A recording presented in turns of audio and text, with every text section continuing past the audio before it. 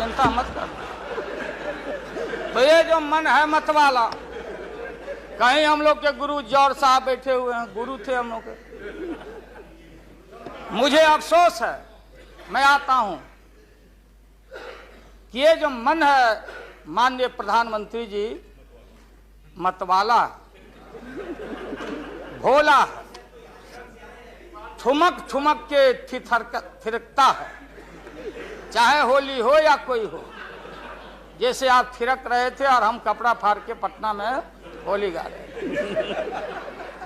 ऐसे ही लोगों के लिए ये धरती ज्यों का पृथ्वी खामोश है, वही ज्यों का त्यों है।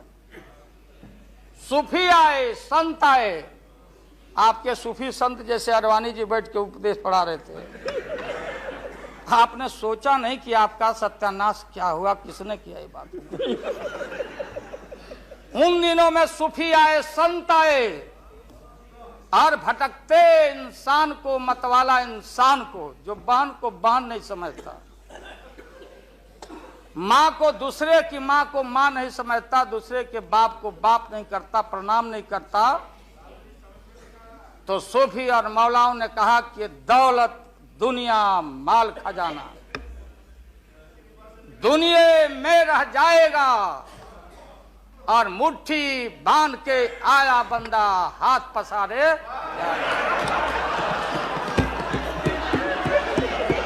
जैसे जैसे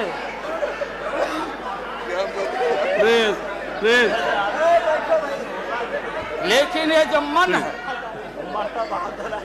ये जो मन है मानता नहीं। आपने कहा था यहीं, अरे बन रीता वर्मा, अभी भी आपका स्वाभिमान जगना चाहिए। अरे तुमको डिप्टी स्पीकर भी लोग नहीं बना सके। बैठ जाओ, इसलिए मैं कहना चाहता हूँ।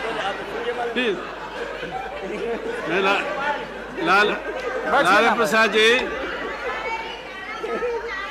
लालू बता रहे हैं, हाथ पसारे जाएंगे ऊपर। बैठे बैठे बैठे। माननीय दिन दशा आपके 13 महीने के शासन में, मुझे अफसोस है, 13 महीने के शासन में हम लोग के पुराने गुरु जौहर साहब के कपड़ा में, लता में, अरे रुको ना भैया, सुना करो ना, कोई परिवर्तन नहीं हुआ। आप देखेंगे कि हम लोग टाइट कपड़ा पहन के आते हैं। जौहर साहब का पोशाक देख लीजिए, और बिहार में जाते हैं तो फिर वहां पोशाक आप देख लीजिए। अरे भाई फटा, यही स्थिति उनकी रह गई, अब उनका क्या दोष हो सकता है। तो आखिर इनका और उनका जो मिलन हुआ, जौहर साहब का और रूमर फ्लोटिंग सेंटर का जो मिलन हुआ, तो ये बड़े सोच समझ के हुआ।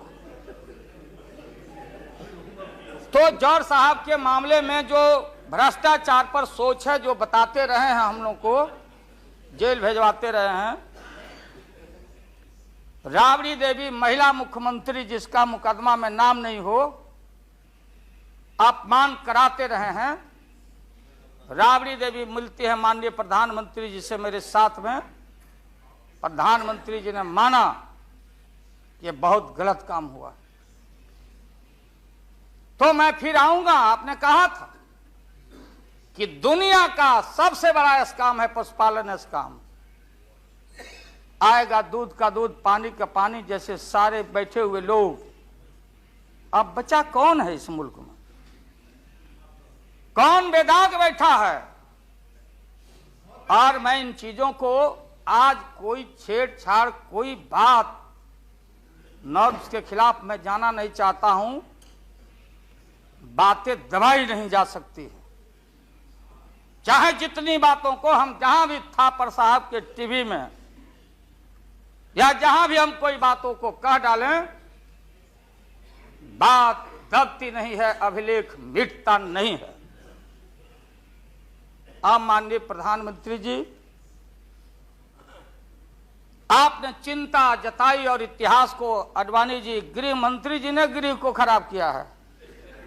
आपका जो गृह है उन्होंने खराब किया है, और आप मतवाले की तरह, आपका ज्यादा दोष नहीं है। मैं किसी को अपमान करने के लिए नहीं कहता हूं। मैं जन्म लिया था फुलवरिया गांव, गोपालगंज में, फुलवरिया गांव में, तो हम लोग को मालूम नहीं कि हमारे भविष्य में क्या लिखा है। तो ये गोसाई लोग एक ऐसा रखते थे पशु बैल, आंख पर मासा है, पीठ पर पैर है, बहुत छोटा नाटा है, जिसको नादिया बोलते उत्तर प्रदेश में, हम लोग अपने यहां बसहा बैल बोलते। भोला बाबा, शंकर बाबा का अवतार माने बसहा बैल। और वो जो गोसाई है कपड़ा उपड़ा उड़ा के और हजारों चिट्टी कौड़ी उसमें साट के रखता, गेरुआ बस्तर पहन लेता, और हमारे साधु लोग जो ये बैठे हैं देखिए यार, इसी रूप में रहता।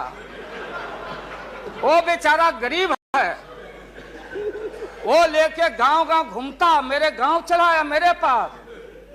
मेरी माँ बैठा दी ओरी के नीचे खपड़ा घर के, देखो बाबा दिखवा दो मेरे बेटे के भाग में क्या लिखा हुआ। ये हम ही अकेले नहीं, लाखों लोग जो गांव से आते उनको इन बातों की जानकारी है। अब वो गोसाई बाबा दोनों हाथ को मुट्ठी बांध के आगे करते कि इसमें नौकरी मिलेगा कि नहीं, या इसमें नहीं मिलेगा।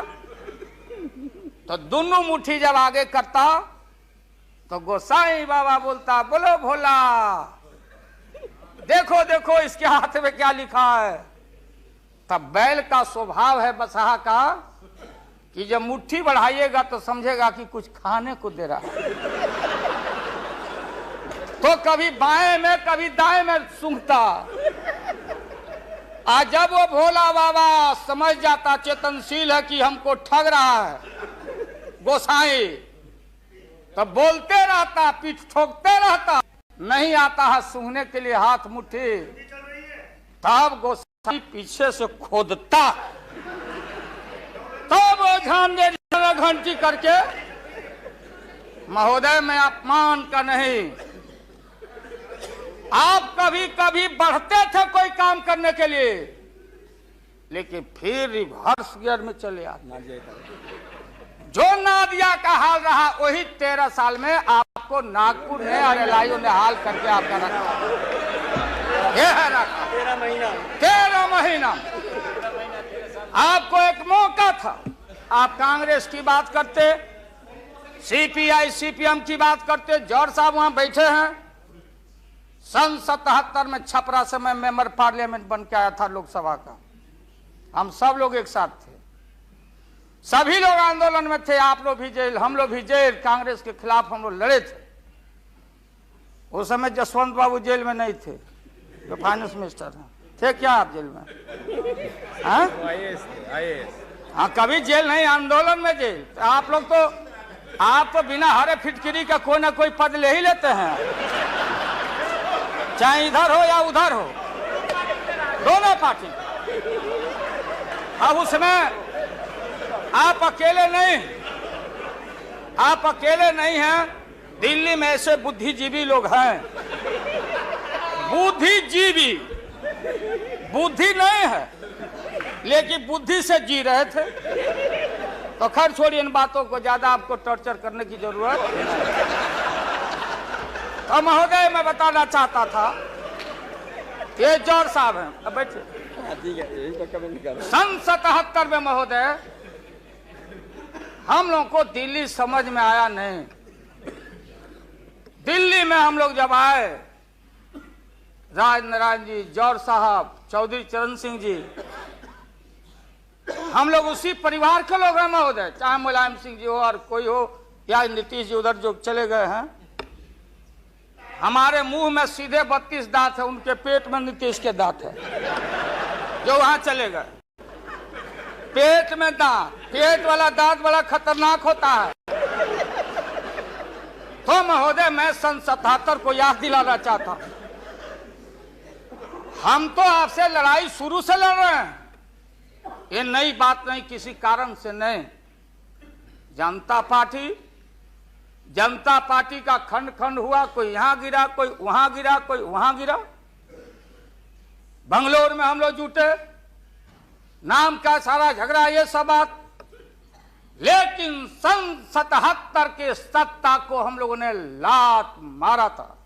क्यों मारा? हम सत्ता के भूखे नहीं हैं। हमने उस सवाल को उठाया था। अरे नए नए आप आए हैं, मुझे अफसोस है कि आप लोग जा रहे हो इन लोगों की वजह से।